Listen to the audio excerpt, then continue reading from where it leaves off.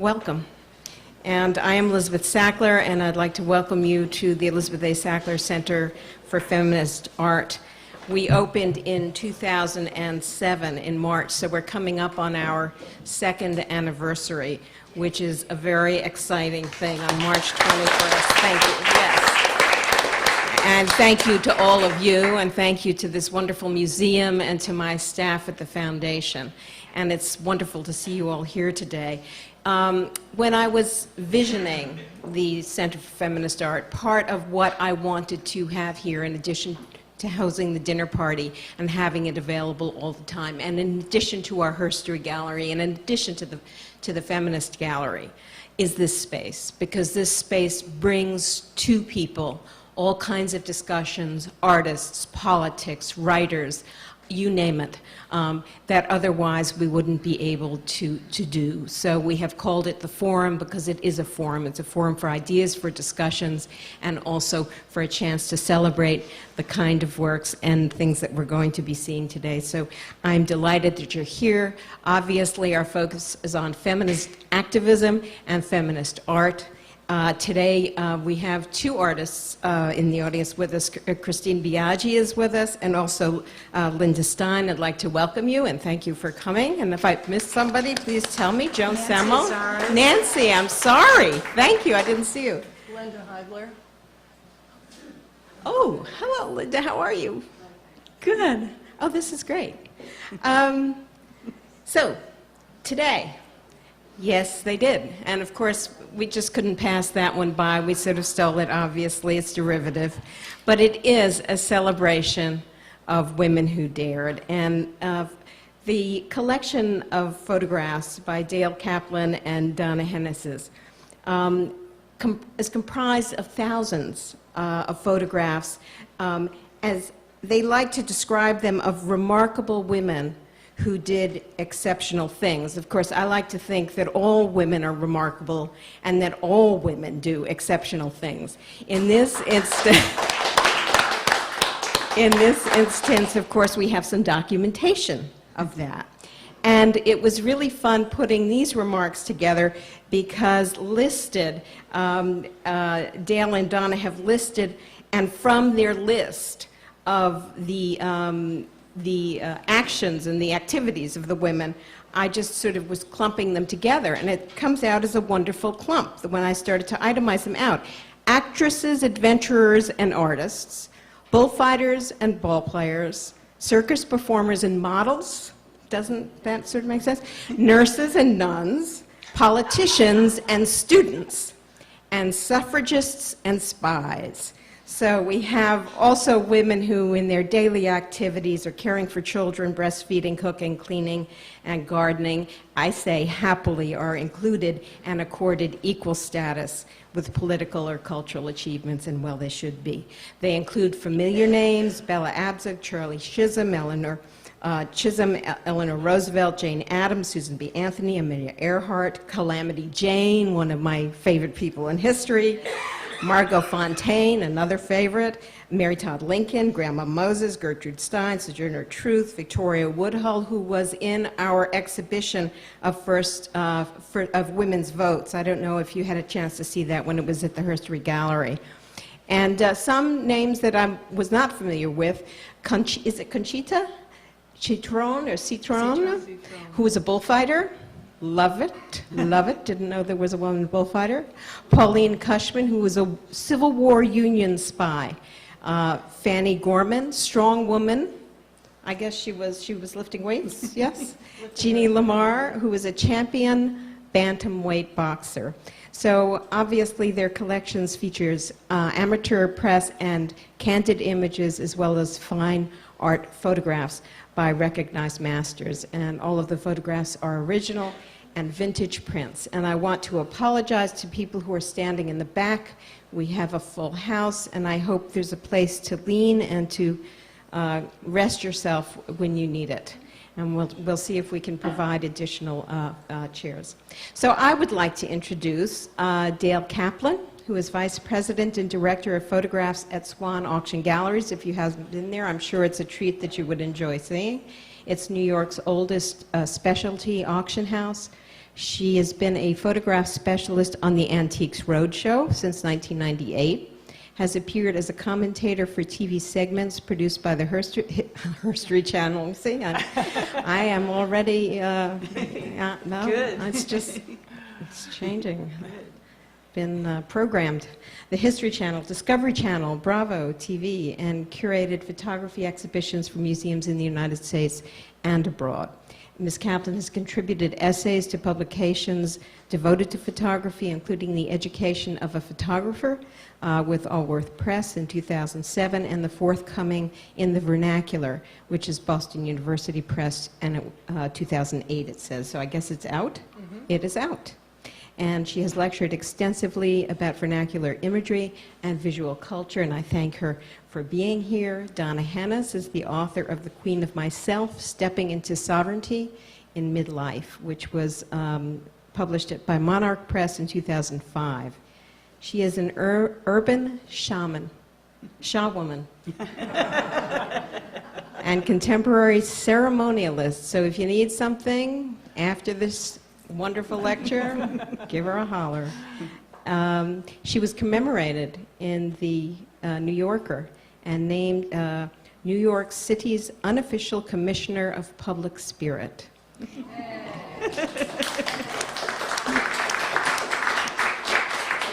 And the Village Voice calls her part performance artist, part witch, which I think is a compliment, and part social organizer for Planet Earth. So this is a very great piece of energy, and all of you who are here who are embodying the same energy, I thank you for coming.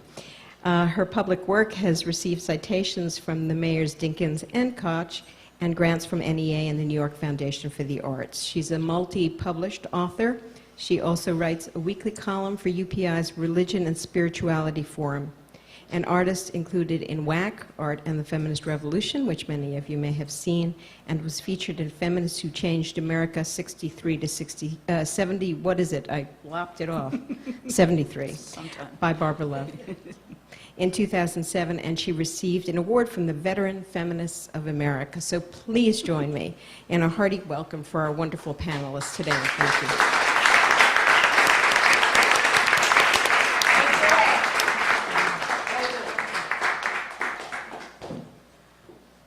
Welcome. It is really great to see you all here, and thank you so much for coming. And yes, I hope your feet don't hurt at the end of this presentation. Before we start, I would like, on behalf of both of us, to thank Dr. Sackler, Elizabeth, who has been great, and I really appreciate your interest in this collection and your support of it. Thank you very much. Our collection is called The Better Half, and Dale's going to give a little bit of an overview about the collection. Well, The Better Half is composed of about 2,000 photographs. You're going to see a small percentage of them today.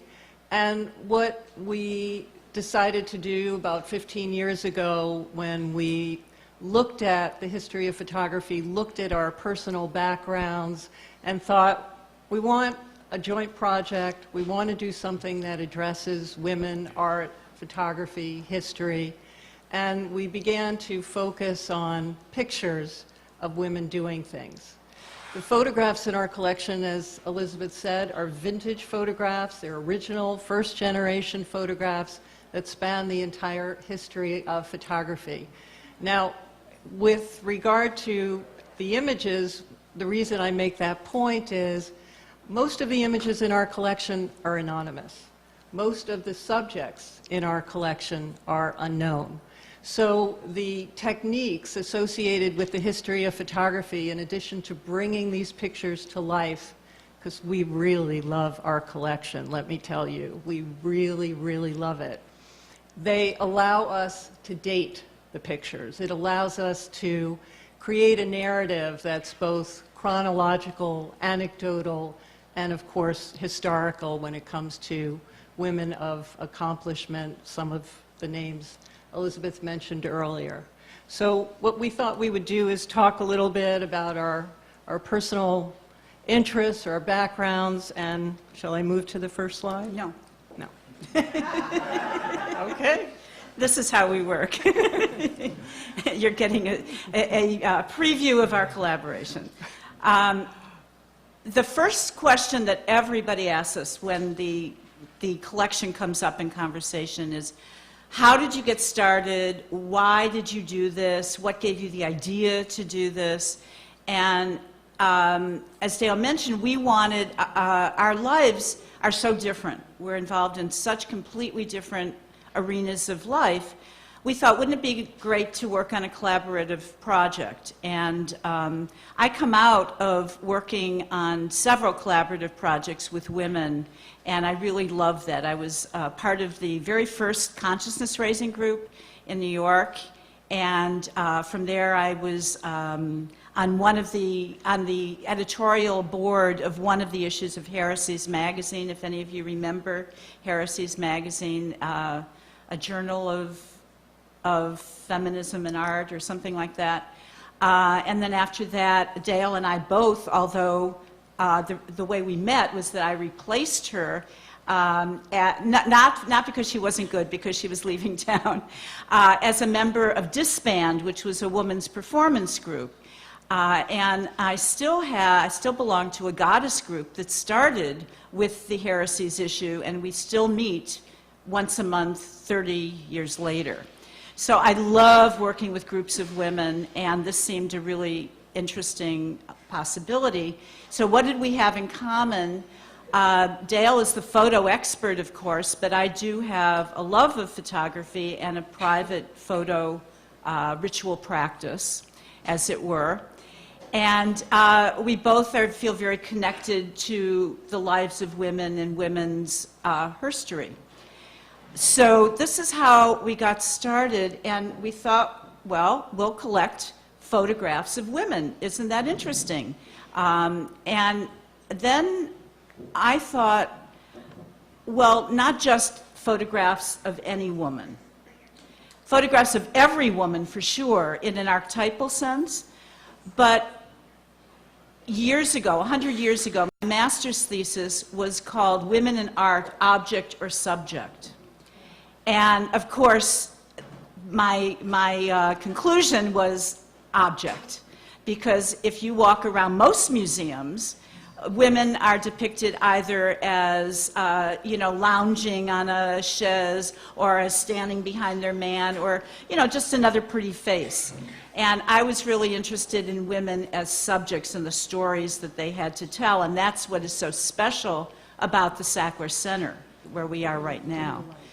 So this is what got us started, this first slide that you're going to see. Yeah, we're doing that. Your wish. Is our command. Yes. Now, this is a family photograph of mine.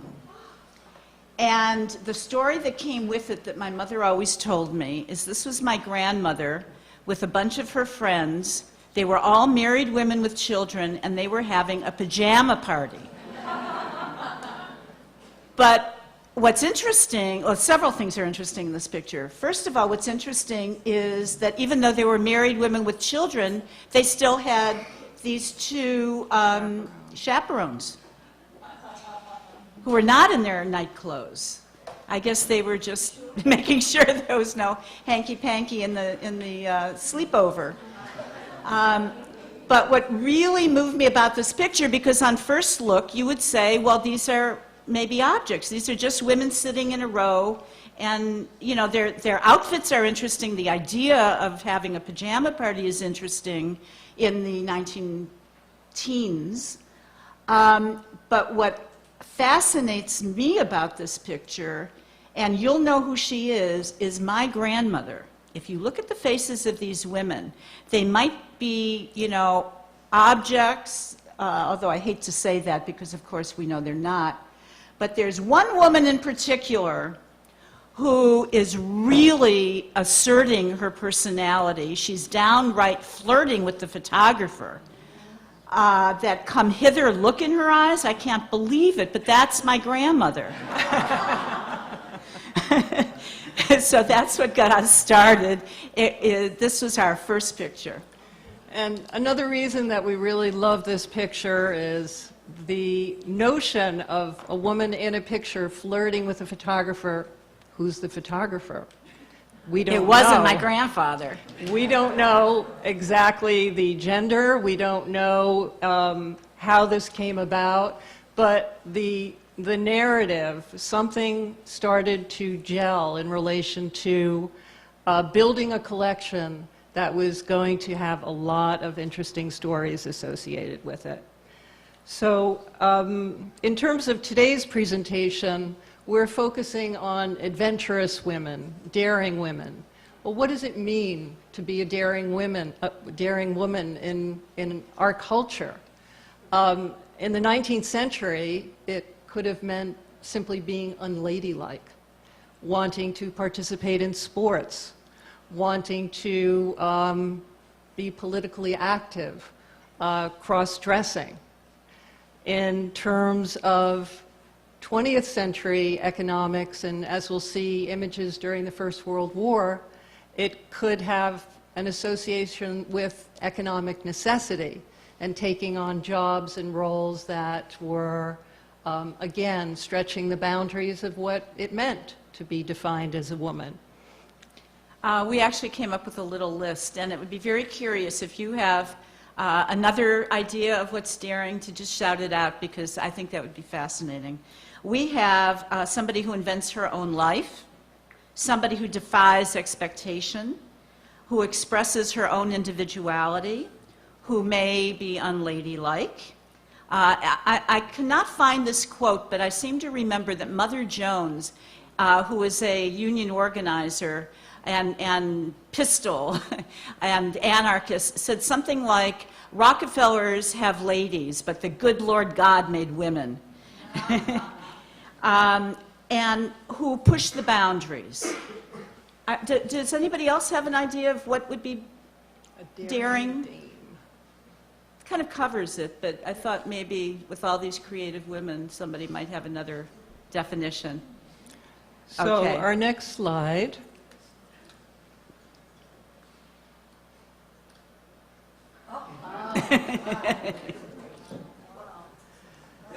So when we look at a picture like this, which has sort of Ouija-esque associations, but in fact it's not a Ouija photograph, we bring to the picture a kind of reading. What's going on here?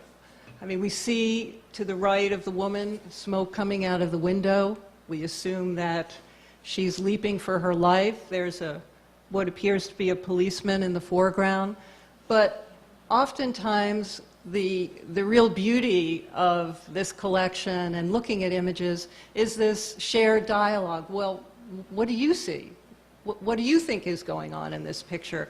Because again, many of the pictures in our collection are by anonymous photographers. The subjects aren't identified. It's a vernacular collection that is grounded in the history of art, in social history, and in feminism. So, quite a difference, right? Up until the Industrial Revolution, the lives that most women led were pretty circumspect. Certainly, and we all know, and the dinner party attests to it, there have always been daring, amazing women throughout history and throughout culture. But these were the exceptions. And what happened during, well, it's what I'm ahead of myself here. Up until that point, the only way that women could really be out in the world, again, for the most part, was to read about it. And that is, if somebody taught them how to read, because it wasn't considered necessary for most women to be educated or to be literate. So the doors for a woman were really in her book. And then the Industrial Revolution kind of opened a window for women. It allowed them to go into the workplace in a different way and in much greater numbers. and it allowed them to be more mobile and less dependent on their male counterparts to take them places and chaperone them, as it were. You want to do the So slide? in looking at this image and some of the other images from the 19th century, because we bring so much of our own expectations to looking at older pictures, it's important to understand that this is how this woman chose to be represented. She went to the local studio photographer, she brought her book, she set up the tableau, I'm sure with the photographer, him or herself, because photography from the beginning was an equal opportunity employer. There were many women daguerreotypists, many women practicing photography from the 1840s onward. So this notion of how do I want to be shown is very much a staged kind of notion. And what we see in this wonderful ambrotype is sort of taking it to the next step. This idea of a really curious, a really mischievous woman looking out, the seeker, the kind of quintessential seeker that is this foundation of our collection. So this is an ambrotype, it's a unique image, it's actually a photograph on glass. They're housed in these little leather miniature books called cases, leather cases. It's protected with a sheet of glass, a preserver. So you get a whole package here, and you can begin to understand how precious photographs were, how really special they were to the 19th century viewer. So the window opened, the door opened, and there's no going back for us. We're going to Harvard. Yeah, or Vassar, actually, which was the first women's college. So women started getting educated, started going out into the world, living lives on their own. Is that Elizabeth Taylor? No, couldn't possibly be. Maybe her doppelganger. Couldn't possibly be. This is an album that from Wells College, which a woman put together, and we have several albums. We love albums because album making, and even today, scrapbooking is the big thing. There are whole stores and television programs dedicated to the art of scrapbooking. So here we love these albums, not just for the individual pictures, but because of the writing on them, and sometimes they're very creative in their little drawings, and they're just so personal and so a real look into these women's lives. So you've seen these blue-toned images if you like to go antiquing, if you're a big yard sale aficionado. These are cyanotypes, one of the more popular photographic techniques in the 1890s, turn of the last century. And what's interesting about it is that it really was a technique directed to women, especially students, amateurs, because there were no chemicals involved in making these pictures. They were printed out with the sunlight. And so in a lot of the student albums that we see from Wells College and from other universities, this is the predominant technique. And as Donna said, the fact that the pictures are annotated, they're captioned, really gives us a lot of information about college life. It looked like it was fun. So, oh, you can't go back. Forget it. That was quick. You all recognize that. We all have one just like it. Oh, you did go. Oh, thank you. Thank you. Thank you. Yes. So, you know, this is very recognizable. And we really like pictures like this that are resonant to all of us. I mean, we can look at this and we see ourselves in it, we see our mother in it. And also, personally, we each have such a different, similar, the same, and also different take on creating this collection.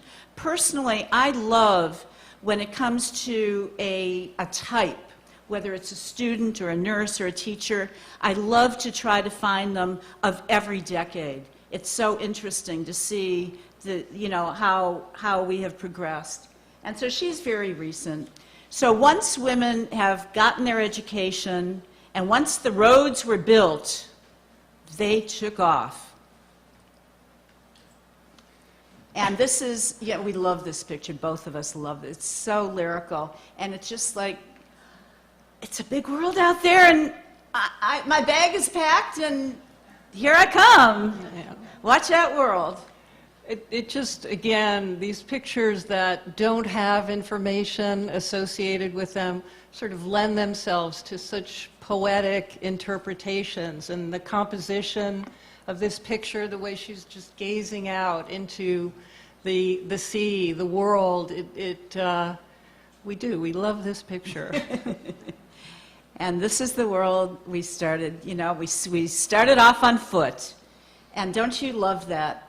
I mean, hiking in those long dresses and those boots with little heels, slippery leather soles, and hats, perfectly pressed white blouses. Long sleeves. Long sleeves, of course. Of course. So here we are. And, you know, and if there's a ledge, you're going to find a woman on it. So that says Cliff Dwellers. December 30th, 07. Ooh, you have good eyes. Yeah. 1907. Yeah. Yeah. Yeah. This is the Angel Trail going down to the Grand Canyon. You know, again, how do they keep those blouses clean? I want to know.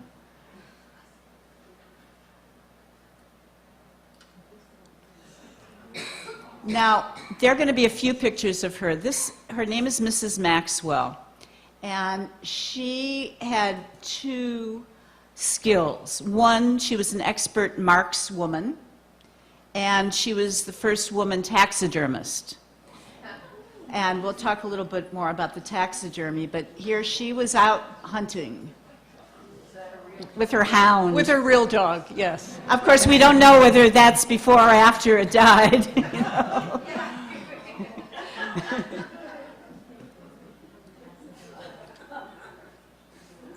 This one we do know.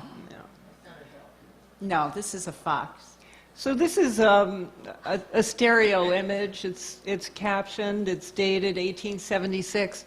What we start to see in the 19th century images is this notion that women support their activities by selling photographs of what they do. And so she was someone who exhibited at the Philadelphia Centennial in 1876. What's interesting about her is that she elected not to exhibit in the women's pavilion, and that there even was a women's pavilion deserves further research, but that she decided to exhibit in the natural history pavilion and created this diorama that apparently almost sent her into bankruptcy.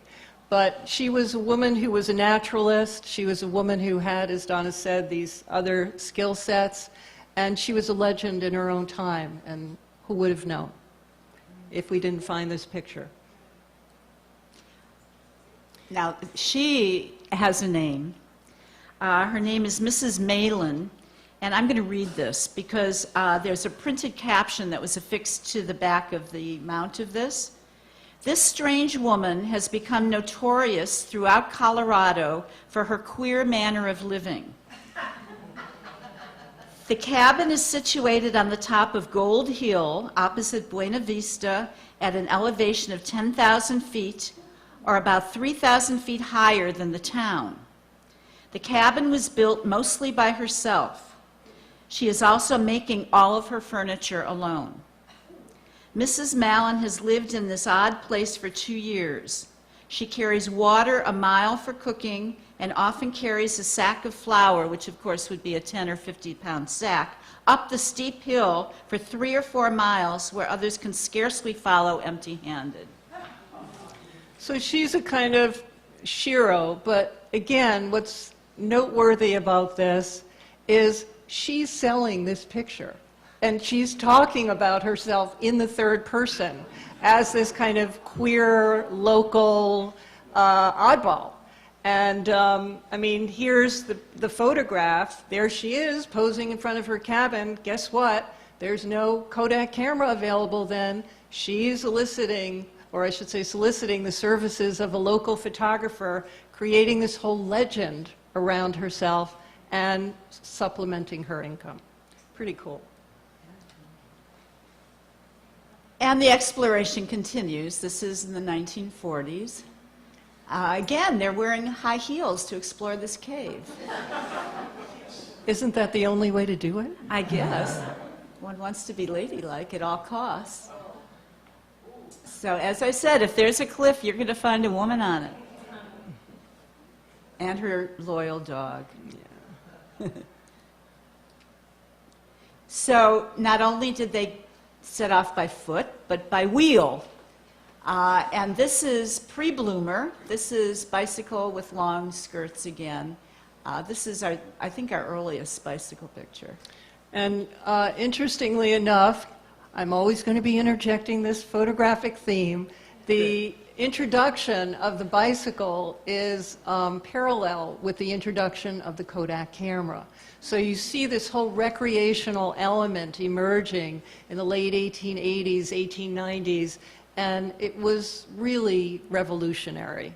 Women in long skirts on bikes. And then cars. And, you know, look, we know that there are places in the world today that it's illegal for women to drive. So this is very early, and then this is a kind of a chronological sequence. So not only were they out for a joyride, she's on a serious adventure here with her map. This is a gas station she stopped in. Oh, wait a second, what does that say? Coast? Oh. Coast Interesting. tires, so she's It's Coast advertising. Tires. That's her extra tire on the side of the... And once you have a car, you got to take care of it.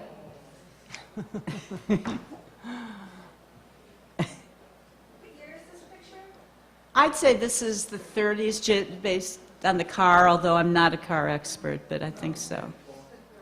Yeah. 34? Okay. 34, that was precise. Wow.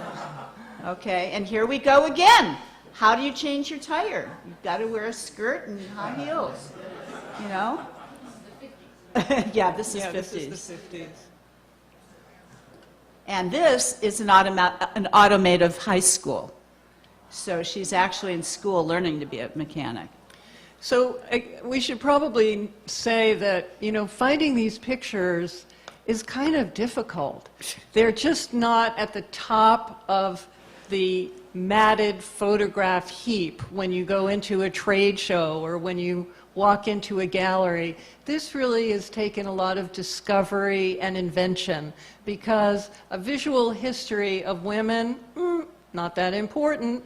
And so we've really done our thorough homework. I mean, Donna's just great about going into every single picture in every single stack. She's very thorough. And, you know, then we go for the speed. So this is an early motorcycle. And then we just took to the sky. Again, notice her outfit. It just drives me crazy. I can't. I also think if you could, if the picture were a little more readable on the screen, you would see that she too is flirting with the photographer. She's having a wonderful time up there. Now, we do know who she is. This is Ruth Law. Yeah, this is Ruth Law, and on the back of the picture, there's a handwritten notation that says, Ruth Law, our first woman aviatrix, and yours truly, but we don't know who yours truly is, in Daytona, Florida, July 4th, 1921. So this is an early biplane. And again, she's definitely dressed for the skies. And we know her. She's everybody's shero. And, you know, even though she came along later, she was definitely the premier aviatrix and captured everybody's imagination.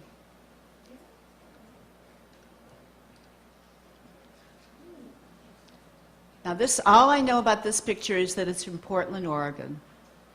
And she's got her map and she's ready to take off. In her heels. Well, now you see her name. Her full name is Valentina Vladimirova Tereskova. She was the very first woman in space. Russian, Soviet, we should say.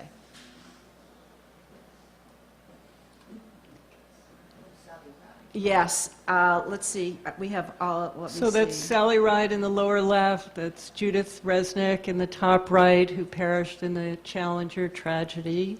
And Margaret Rhea Sedong is Right. who? She is next to Sally Ride, the blonde woman up front. Yeah.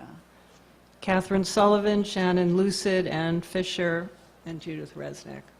Yeah. So now we're transitioning to another category. As women's horizons widen, broaden, so do their ambitions. These are a bunch of firsts. This is Tennessee Claflin. Her nickname was Tenny. She was Victoria Woodhull's sister. And the two of them were the first stockbrokers, first woman stockbrokers. They had a brokerage house, and then they went on to publish the Woodhull and Claflin Weekly, which featured articles written only by women and about women's rights, education of women, and free love.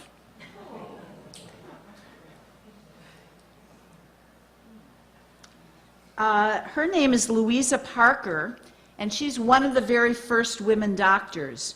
She graduated from the New England Female Medical College in 1861. She practiced in Boston for 38 years, and in her spare time had 10 children.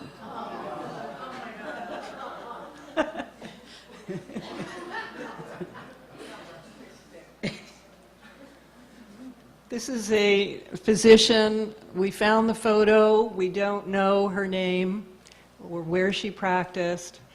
It's just one of those fantastic images that, again, is posed. It's done intentionally.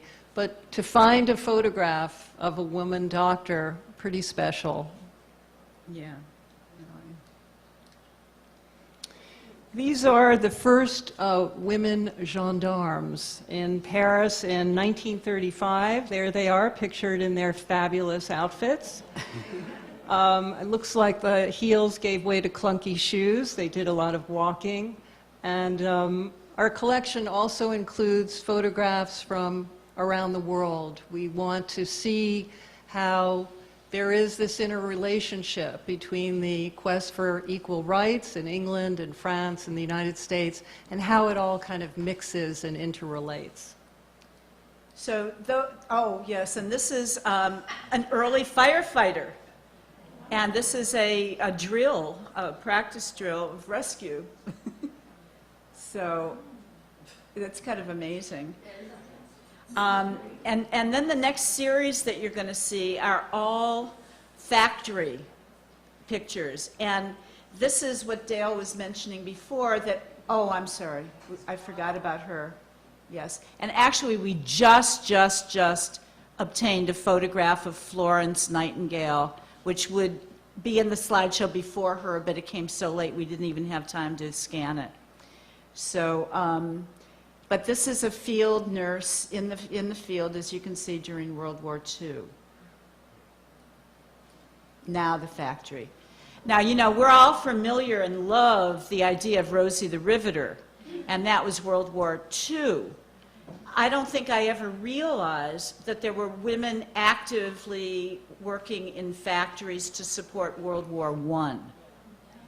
And here they are, and they're just a whole series of pictures, and this is what Dale was mentioning before about what is daring. Sometimes it's daring to leave your home and your children and your whatever and go out and work in a filthy, dangerous, noisy place because you had to, either for your own personal economic situation or because of a greater political situation which called people into service. So this is a scene from a munitions factory in Britain, and again, the Rosie the Riveter archetype in some ways can be traced to how women's roles were in transition during the First World War and how that sort of trickles down to the United States during the Second World War. So this is all heavy, loud machinery, women working in skirts. Of course, they're not allowed to wear anything more comfortable. This is the Curtiss Aviation Factory. Glenn Curtiss was one of the pioneers of the American airplane industry, and he had women workers in his employ. I just wanted to say that all of these are fascinating, but we don't really know who these women are. We don't have their personal stories.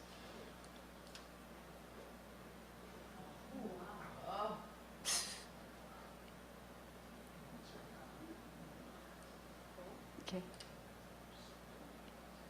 This is called 20-ton crane, OET, whatever that means.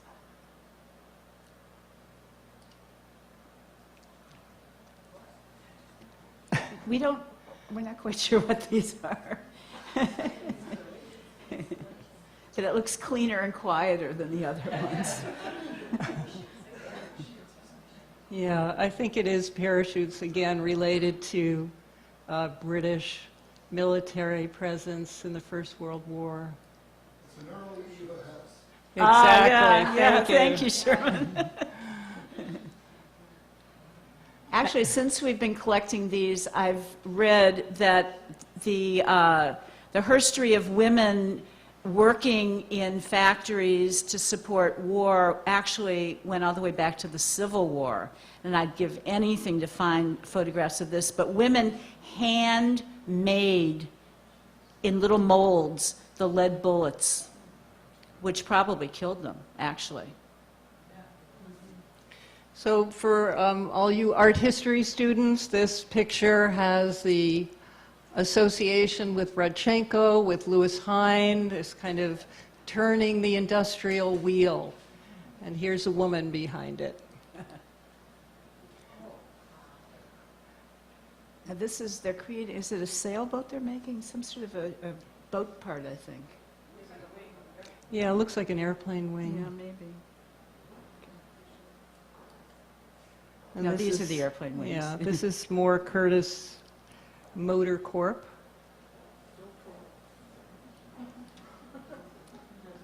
And we're still building them. This is World War II. And then, After a hard day at the factory, girls just want to have a little fun.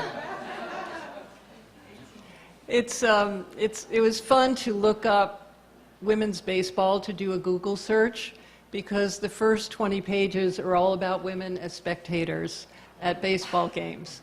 But if you dig a little deeper, you discover that Vassar keeps coming up.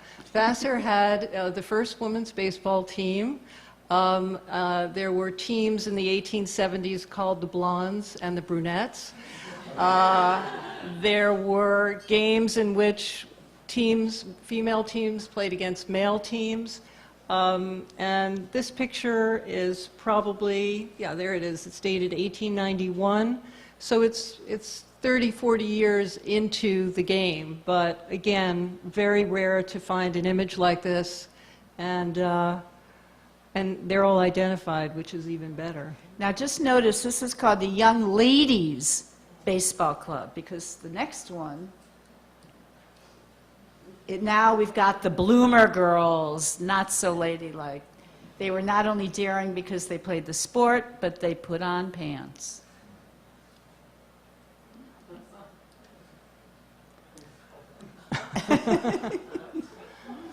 Now, does anybody know what game this is exactly? It's a shot put. Shot put. Oh my God. So they're a team. Wow. I didn't realize the shot put had a string attached to it. This is a 1927 high school portrait. And the teacher. They figured out their outfits pretty well, the Yeah. striped socks. This is Jean Lamar, the world bantamweight champion. And she was popular in the 1920s. This picture is dated 1925. It looks like she's socking her manager. I guess he didn't do a good job. And here she is. Here she is, Conchita. Today? Are you kidding? Oh my God. What? Oh, that's totally bizarre. Wow. Oh, well, you know, here's to Conchita. She was amazing. There's a really great story associated with this picture and the next one. We were on a photo searching trip in Texas, you know, driving from little town to little town, looking for old photographs, and we drive into a town called Del Rio, which is on the Mexican border. What was the town in Mexico called? Acuña. Acuña. And we didn't see any antique stores or trade shows, or, you know, and I said, you know what, there's an old photo studio. Let's just go in there and see. And there was an elderly woman behind the counter, and we said, you know, we're looking for old photographs. That's all we said.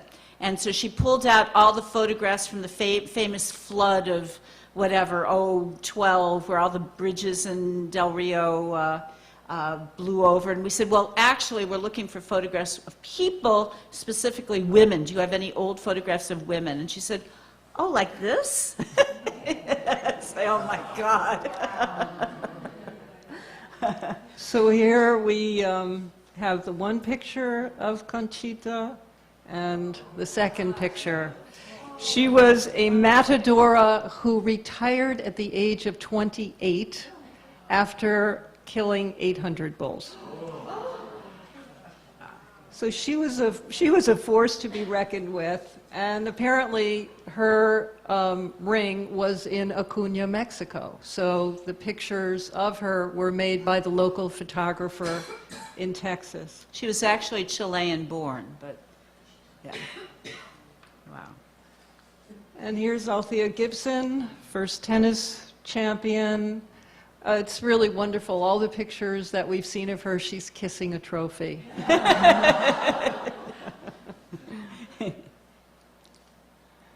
And here's, oh, Sherman, this is just for you.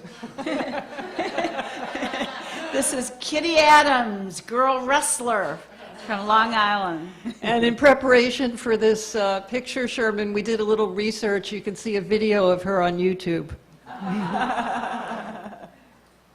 Okay. And then we move into the arts. And you want to talk about these two? This is a tintype photograph. Tintypes were introduced around the time of the Civil War. They're those little silver pictures that you see that everybody thinks are made of tin when they're actually made of iron. They're unique, they're one of a kind. And to find a picture where women are actively painting at their easels, again, there's a kind of spontaneous element to a photograph like that. Tintypes are on the cusp of this sort of revolution of the staid, posed photographic image and the freer, liberated photographic image. Have easel, we'll travel. Yeah, it's kind of wonderful because it's like, how did she get there? Yeah.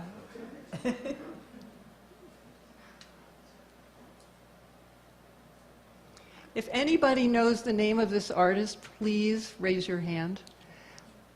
We got this picture, no information as to who she is, reputation, nothing. but the notion of posing in her studio, what appears to be a fairly squalid studio, with her cherished works of art, this is just, it's amazing. It's amazing to find anything like this. There's President Washington on the rear wall, and it's probably 1880s, 1890s. And a bottle of wine on the floor. Got to get in the mood. I think it's turpentine. And here's Mrs. Maxwell again in her studio, creating her her stuffed animals, as it were. Actually, there's a description of what she did at the Centennial Exposition.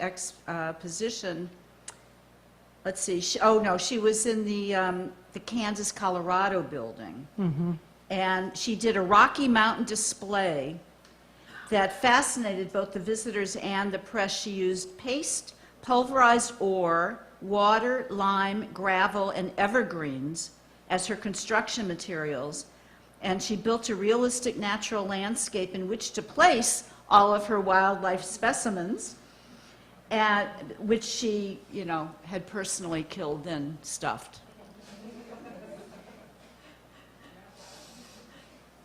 And here's Grandma Moses, a.k.a. Anna Mary Robertson, who started painting at the age of 78.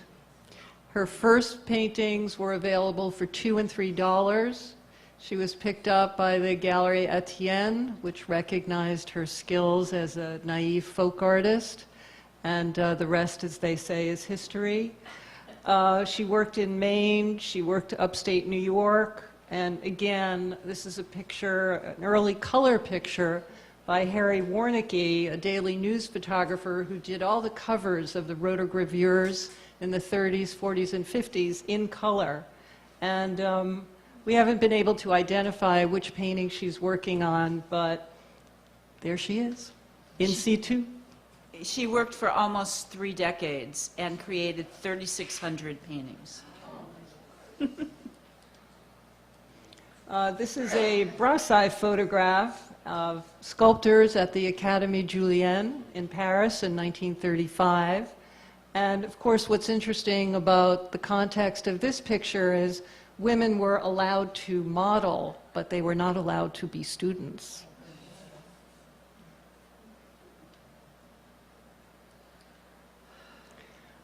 This is a picture that's after the school of Thomas Eakins. Again, the notion that a woman, young woman, would get undressed in the United States in front of male students was pretty racy. And Thomas Eakins, as some of you may know, was excoriated for not only allowing it, but encouraging it, and was forced to resign his position at the Pennsylvania Academy of Arts. But this picture has a kind of visual resonance because there's the nude model next to the nude male figure. And this picture, if you have time, Might be a little familiar. yeah, to look at the Burning Down the House show, it's an icon of feminism. There's Carol Lee Schneemann. This is a Fluxus event that she did in 1975, where she apparently came out fully dressed in an apron, started to disrobe, and eventually removes this scroll from her vagina. There's a life-size photograph of it in the exhibition next door. 1975. And this is the Guerrilla Girls.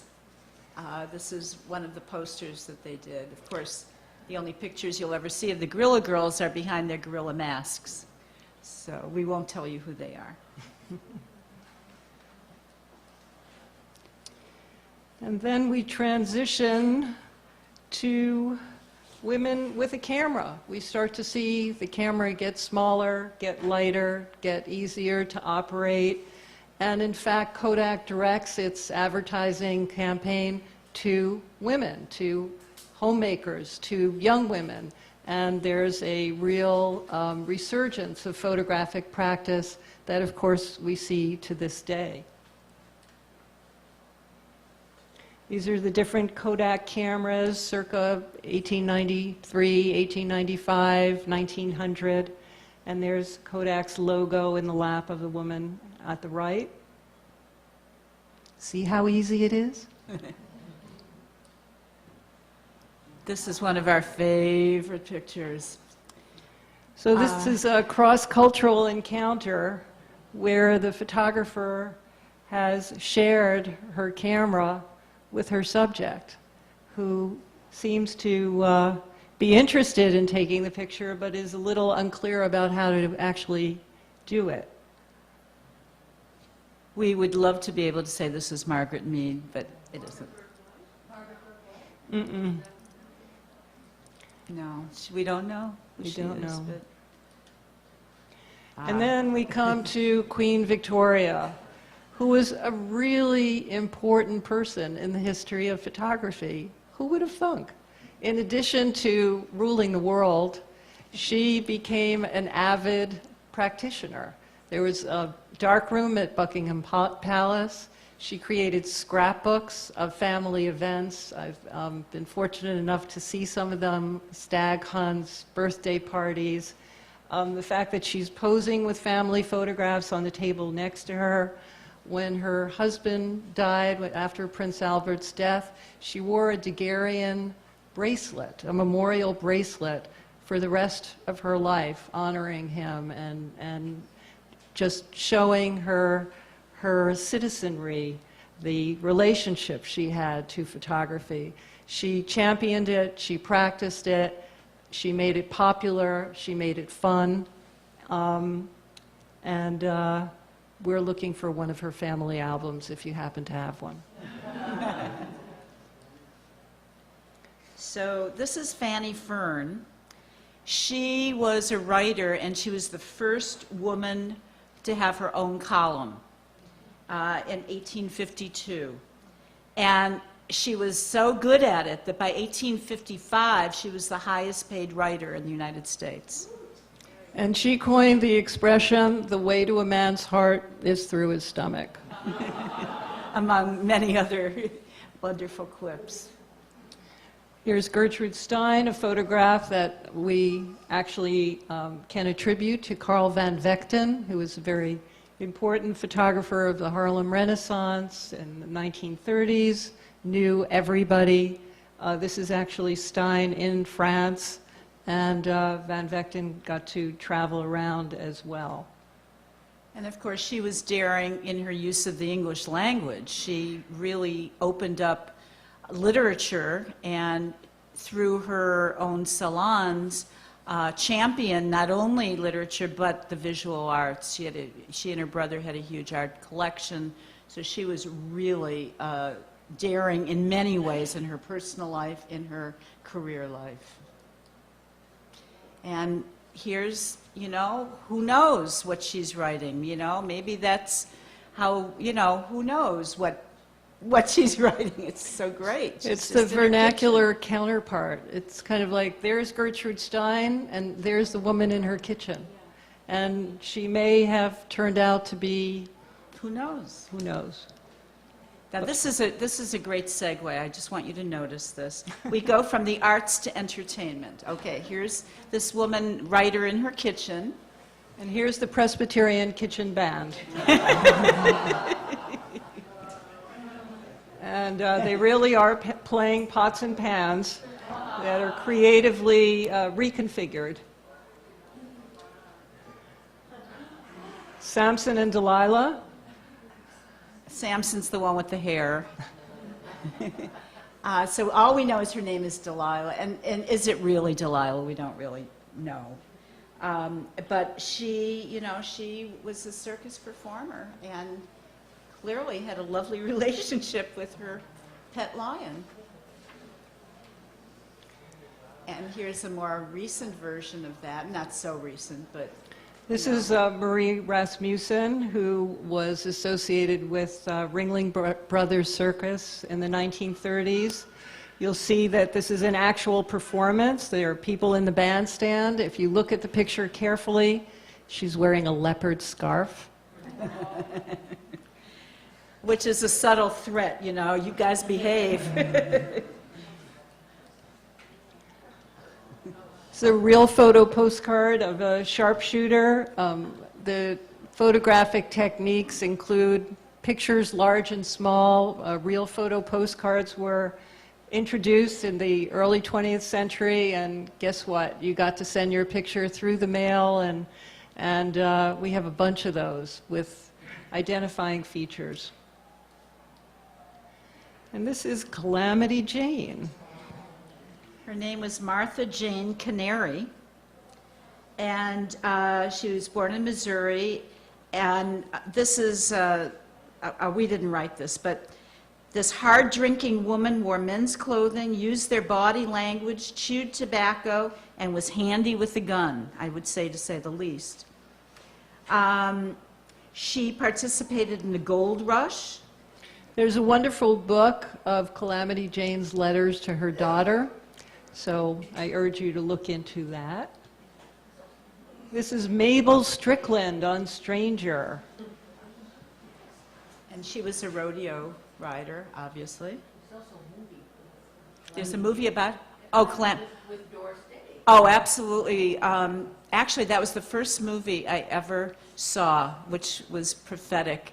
I was 3 years old. My father took me to the circus, and I was so terrified of the clowns, and I was shrieking, and he took me out, and then we went to this movie, and it was just a real memorable first milestone in my life, and who knew?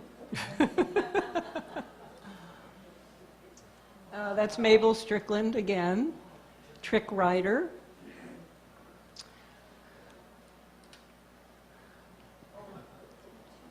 So you can also wear heels on a horse.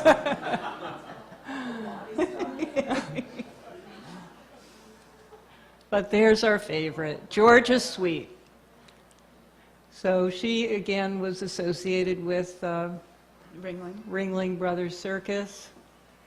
She makes it look so easy.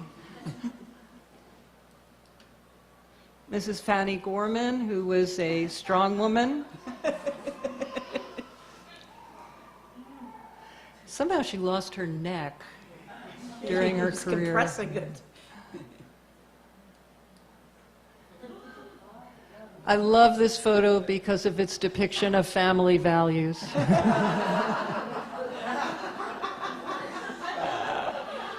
Can we say she supports her family?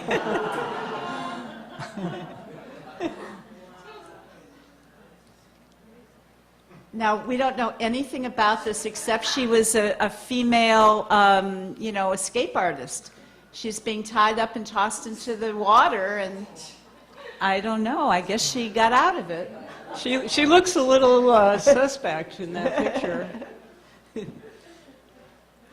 And here's another water.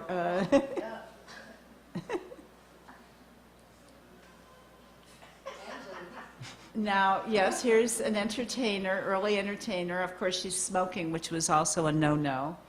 And, she's dressed sort of in circus regalia, but also a little cross-dressy. And apparently that was a big vaudeville thing, is for women to perform as men, which is ironic because the women's parts in early theater were played by men. So here's a visual history of the bathing suit. No high heels. This is one of my favorite pictures. It's a can-can photo. Again, small picture from the 1920s. Snapshot just really captures the outlandishness of that dance. A Ouija photo of a stripper after Ouija left New York and crime sceneville. He went out to Hollywood and got into theatrical photography.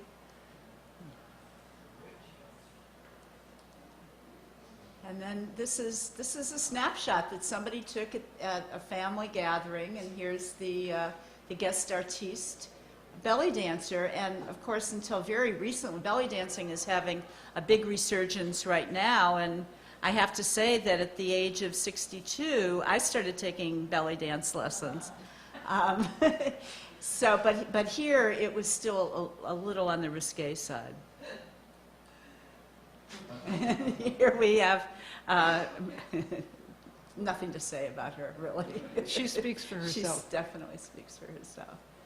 So this is our segue into, you know, we can call them bad girls or girls with an attitude.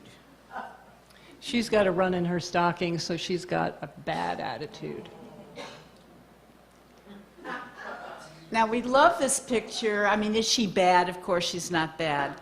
But it's so about daring and the attitude of what? I mean, I love this picture, and I really don't even know what to say about it. Now, she is bad because she is smoking in the garden while everybody's supposed to be serving dinner. And they're smoking too. I don't know if you can read that sign, but it says, no smoking or talking. And here she's smoking a box of cigars, which is still a no-no. And here's the bad girl of all bad girls. Mae West. And she really was. I mean, she was tough, and she was really smart, and she really ran her own career, and she did what she felt was right no matter what. That's because she was from Brooklyn.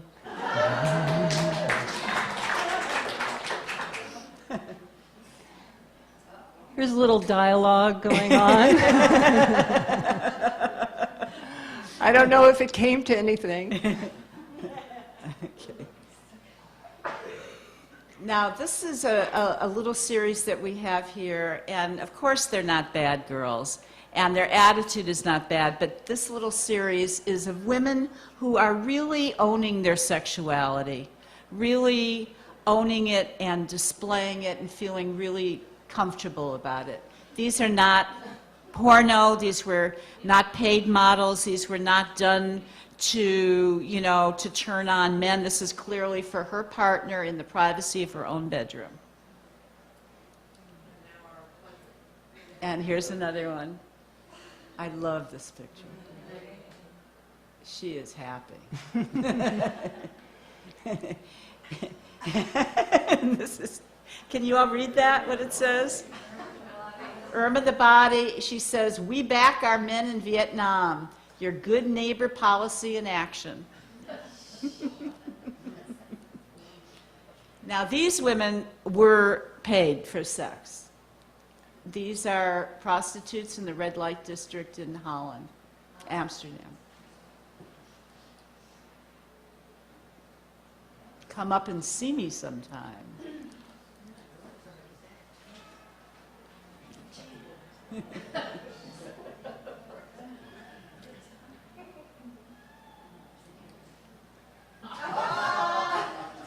Disturbed, Lake Huntington, New York.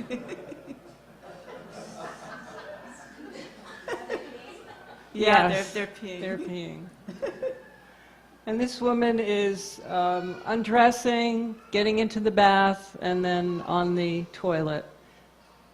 It's a French kind of l'artigue representation, really just so intimate.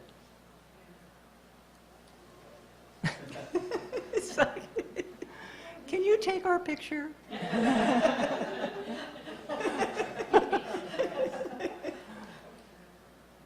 bad girl. Really bad girl. You are such a bad girl. No, These are American. Again, amateur pictures. Caught in the act. Now, here we have a series of what we think are lesbian, depictions. We don't know if they're relationships or whatever. But.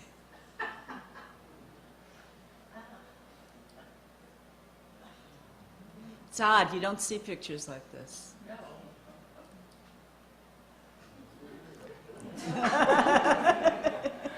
And you don't see pictures like this either. We worked really hard finding these pictures. Isn't that sweet?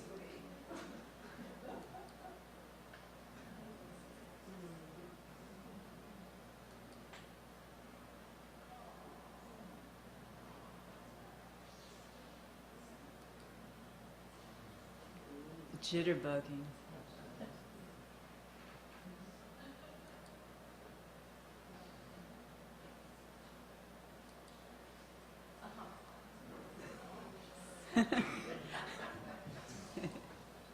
Here's a double wedding.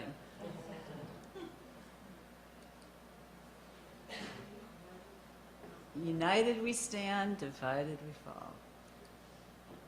Now this is another segue. These are cross-dressers, and we don't know who they are or what their motive was, except that this was dangerous to do in public.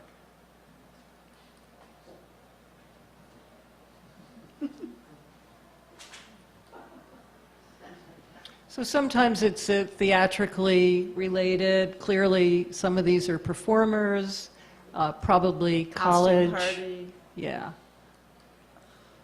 And some of them aren't.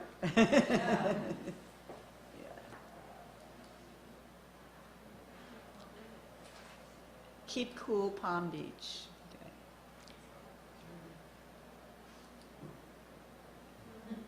Okay. And here we go from the sublime. This is Poker Alice, who was also a Deadwood celebrity, lived in Deadwood at the same time as Calamity Jane. We're now in a new area of the collection, criminals. She was a gambler, a bootlegger, she was a madam. And apparently, as a young woman, she was renowned for her beauty.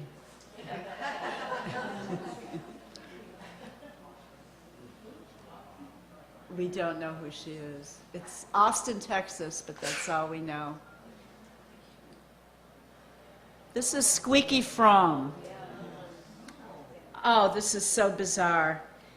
I didn't know, neither one of us knew much about her life, but as a young girl, she was a performer for a popular local dance group called the Westchester Lariats, which in the late 1950s toured the U.S. and Europe and appeared on the Lawrence Welk Show and at the White House.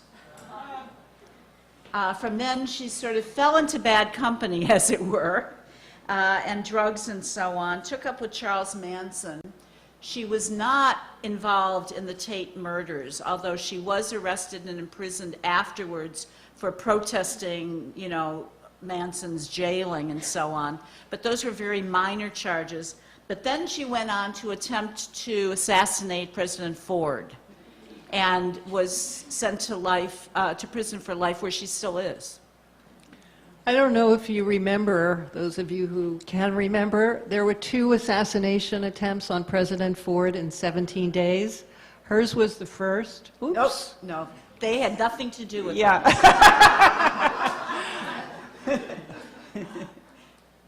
Oh, and neither did she. Okay. No, okay.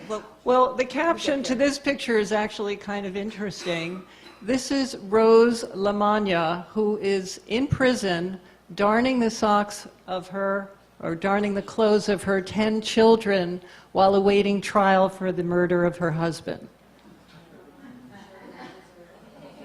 Yeah. Here she is. Yes, okay. So this is Sarah Jane Moore, the second person to attempt to assassinate President Ford. He wasn't very popular with women, somehow. She was an FBI informer who worked for one of the members of the Hearst family. Her story is as convoluted and crazy as it gets, and she is still in prison. Or no, she was part. She got served out. 32 years, though. Okay. And this is Emmy Montague Harris, one of the co-founders of the Symbionese Liberation Army. Right, so they were behind the kidnapping of Patty Hearst, and they also, she also served in jail. They killed people, essentially. They robbed banks, and they killed people. And here's Patty herself, who was, of course, kidnapped by the army and then became a member and spent 2 years in jail as a result of her activities and associations. And she was given pardon by Bill Clinton. Actually, her sentence was first commuted by Jimmy Carter, and then she was completely forgiven by Bill Clinton. So as you can see, the collection includes ephemera as well as original photographs, because who wouldn't want a wanted poster? An original Patty, once hung in the post office near you. So these are Algerian freedom fighters, as they would call themselves. This is a Soviet freedom fighter. A partisan milking her cow. I love that picture. An anarchist. Ready to throw a hand grenade. And what's interesting here is, are these freedom fighters or are they terrorists? If you'd ask them, they would consider themselves warriors for a cause, I'm sure. So the pictures really depend on, the interpretation depends on who's looking and who's writing the history. Yeah, this is a postcard, so that is heavily inscribed on the front and the back, and even the depiction of this young woman is somewhat compromised, because here she is, an anarchist with an off-the-shoulder blouse and kind of this very traditional depiction of femininity. So now these are what we would call warriors. These are all military women. This is Pauline Cushman, who was a Union spy, transitioned from being an actress to working for the Union Army. She went through the entire war without ever having been discovered to be a woman. Patriotic figure from the First World War. This is the First World War II, also, I should say. This is what they call the Negro troops in World War II. They're at ease here, as you can see, and they're at some sort of basic training camp. These are not at ease. This is their first Review. Yeah, their first review. And this is very current. This is a young woman in Iraq. Now we get to Women with a Cause, and this is a photograph of a painting. Some of the women in our collection are pre-photographic, so the painting becomes the record by which we recognize the figure, who is, in this case, Elizabeth Gurney Fry, the Angel of Newgate Prism, a social reformer in the UK in the 1830s, 40s. She was a Quaker, an American, and went to England and worked on prison reform. And, Quakers usually don't act large. Their do-goodedness is usually in small circles. She is just about the most famous Quaker who had a large impact in the world around her. She was a prison reformer, and she set up in the prison, she did all this stuff for women in terms of child care and education and so on. She also set up this whole series of halfway houses for women who were trying to come out. And she called them the Newgate Association, and then they sprang up in prisons all over the United States and in Britain. And then, of I'm course, sorry, I just wanted to say one other thing, because she was very influential to Florence Nightingale. And then here's Isabella Baumfree, Sojourner Truth, who, again, very active supporter of women's rights, equal rights, and abolitionist movement. And how did she support herself? By selling this carte de visite, this photograph that was available at the lectures that she gave around the country, and probably in Europe too. I sell the shadow to support the substance. The shadow being the photographic image. And these are women's rights. They're wearing sashes. Oh, no, I'm sorry. Yeah, these are temperance. Yeah, temperance. The one on the left, it's hard to read, but it says, "How dry I am."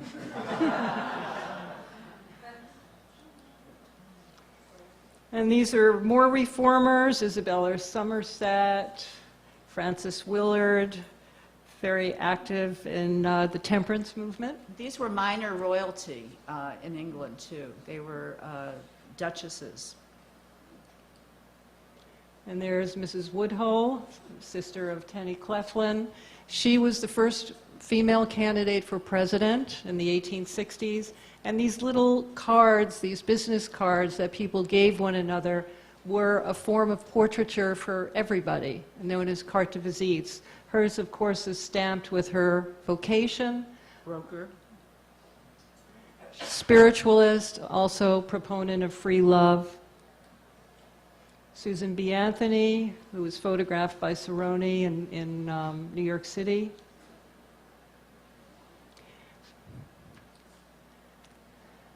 These are a group of suffragettes in England being arrested by bobbies. And in my research, I discovered that there was a difference between suffragists and suffragettes. And it's interesting because suffragette sounds a little diminutive and you know, like it's not as important as a suffragist.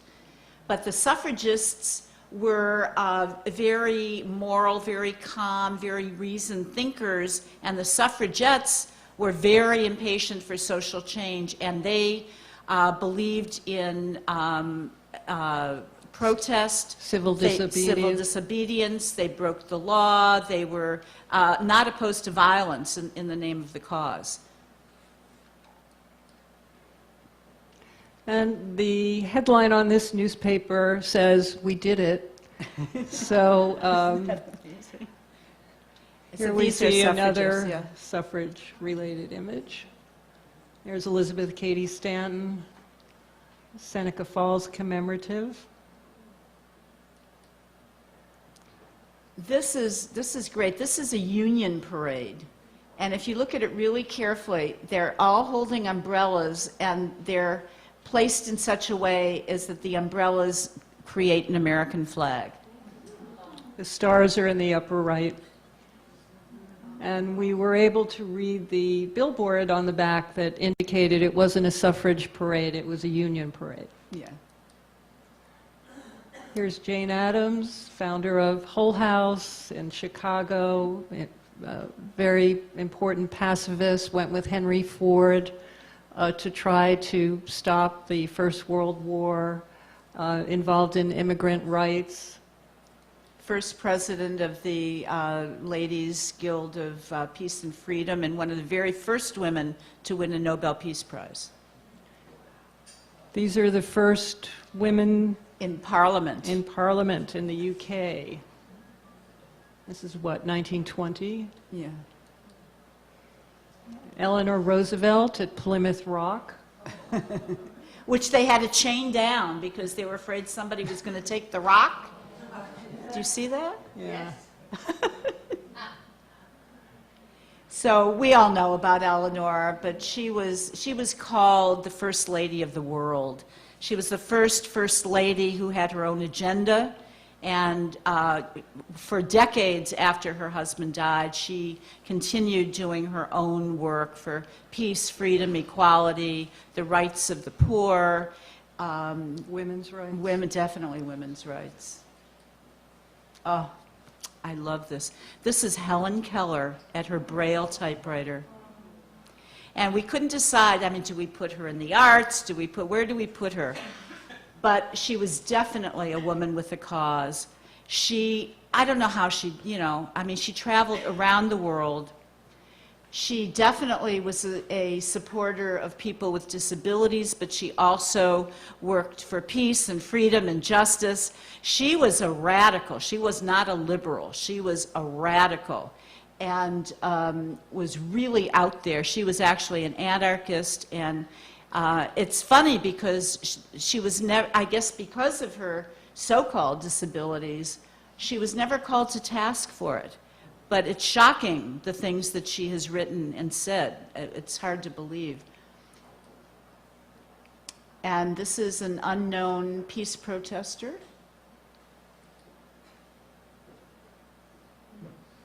This is from, we were able to get some of the old press pictures from an old neighborhood newspaper in Greenpoint, New York. And this is a local protest against the incinerator in Greenpoint. This is the Million Youth March, photo by Azim Thomas.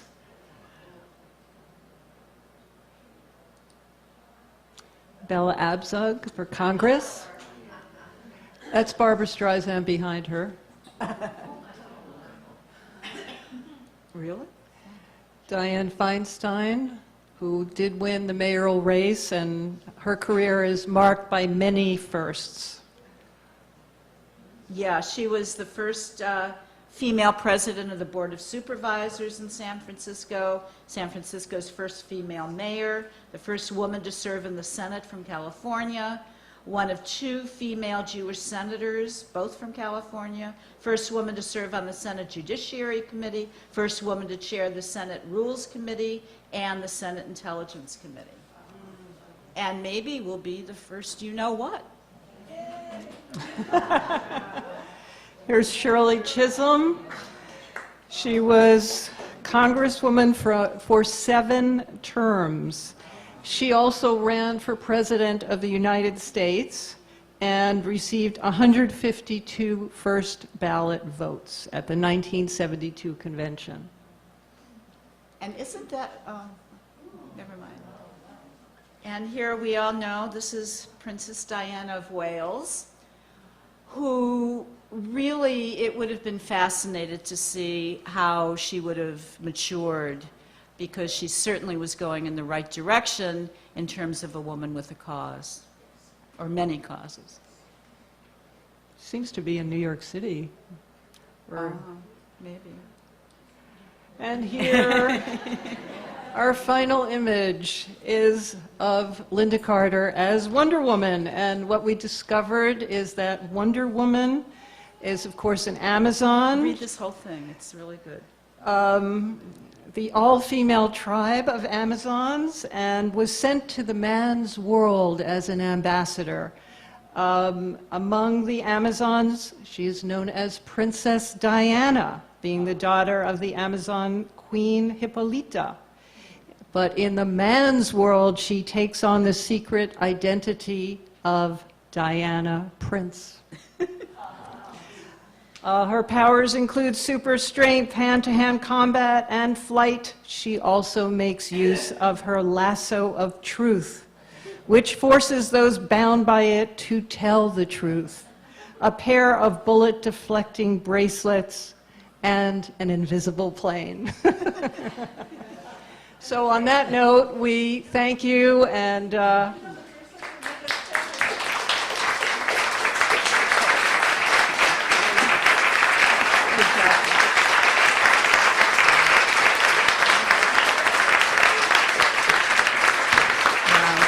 Thank you. And I'd just like to add a note of, where do we go from here? And I would like to say, look around, because the whole world is in our hands.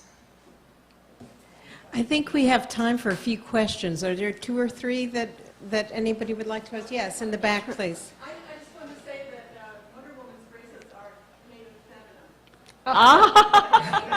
thank you. Also, let's not forget, I learned that when I made her Wonder Woman costume. Dara Birnbaum, of course, has done the infamous Wonder Woman, which was one of the very first videos that was ever done as video art. And women have not been really recognized for their very early work in video as a medium for art. And our next exhibition, actually, that's going to be coming up here is going to be on women's video. And so will one of Dara... So will Wonder Woman be available? Yes. There was another question. Yes, Christina. No question. I'm very inspired by this. Good. Thank you, Christina. So thank you all. I apologize again for those of you who couldn't get seats. And I would like to go over one more time the schedule for the coming month, because March, in addition to being our second anniversary, is also Women's History Month. And next weekend, actually, Faye Waddleton is coming, and she's a women's rights activist and president of the Center for the Advancement of Women, and she's going to be talking on feminist issues. First Saturday, we have Diane Volkstein coming, and the Young Voices Talk for younger women, and gallery talk by Nicole Carruth, who was a co-curator of Burning Down the House, which is up now. I hope you've had a chance to see it. We're going to have on the 14th, The Feminist Archaeology by Ellen Belcher and Diana Craig Patch, and then on the 15th, Rusty Kanakogi, I can never say her name correctly, and she's fabulous. She's the mother of women's judo. And she will be here to speak about her trailblazing entry into the competitive world of judo. She disguised herself as a man, and she actually won an Olympic medal, which was stripped from her at the point that the Olympic Committee discovered that she was a woman. But she really opened the doors in the Olympics for women to enter in. So I would encourage you to hear her. She's quite marvelous, and she hasn't been well lately. So the fact that she's coming with a PowerPoint is part of what's keeping her alive at the moment, and it will be really an unusual opportunity to hear from this incredible octogenarian trailblazer. And then I hope you will join us for the second anniversary, which is going to be March 21st. It's going to be by extension downstairs in the auditorium. And about a year and a half ago, I put together a think tank that we titled Unfinished Business. And we're a core group of women, intergenerational and diverse, identifying ways of mobilizing external networks and raising public awareness about intergenerational communications and issues, of course, of race, class, gender, and the effects of current events on women and children. And we're calling it a Speak Out because that is what it's going to be. It's a vision for the nation. What's it going to take? It's going to be moderated by a very fantastic Laura Flanders, who you may know from Grit TV. Nicole Mason, who is Women of Color Policy Network, is going to be doing our keynote. Anna Oliveri, who's New York Women's Foundation, and Ai-jen Poo from Domestic Workers United are going to be our respondents. Tony Blackman, who is from Brooklyn, is going to be doing a performance and closing remarks by Liz Abzug, daughter, of course, of our great Bella Abzug. And those who have been involved with the with Unfinished Business include Liz Abzug, Sharna Goldsecker, Sarah Gould, Ms. Foundation, Mia Harrington, Third Wave Foundation, Carol Jenkins, the Women's Media Foundation, and Monique Mehta, who is an independent consultant at this point, Benita Miller, she's from the Brooklyn Young Mothers Collective, and Amy Sannenman from here in Brooklyn Groundswell Community Mural Project. We will be having a reception here in the center afterwards, and also be doing a group mural, which will be sponsored by Groundswell after that. And then we have the following day, AAR, Kat Griffin and Ferris Olin, who many of you are sure are familiar with, are going to be moderating a panel, The Market Women, Artists from Collection to Cultural Record, strategies, which would ensure women artists a place in the cultural record. Panelists include Deborah Harris, Claire Oliver, Sue Scott, and Deepchana Klein. And if you haven't had enough By that time, our month ends on the 28th with a symposium, and it is Feminism Now, New Feminist Art Scholarship, and we will be highlighting the work for an entire day on Saturday the 28th of emerging graduate and postgraduate students and scholars, who will be presenting their groundbreaking research on a wide array, obviously, of issues, and it will be moderated by the wonderful Carrie Lovelace, so I hope you can join us. And I want to thank the two of you, because this was absolutely fantastic and inspirational. It was really wonderful, and thank you very much. It was exciting on so many levels, historic, visual. I think it's really gives all of us a great deal of enthusiasm to forge ahead, and I thank all of you for coming and making it such a wonderful presentation as well. Thank you very much.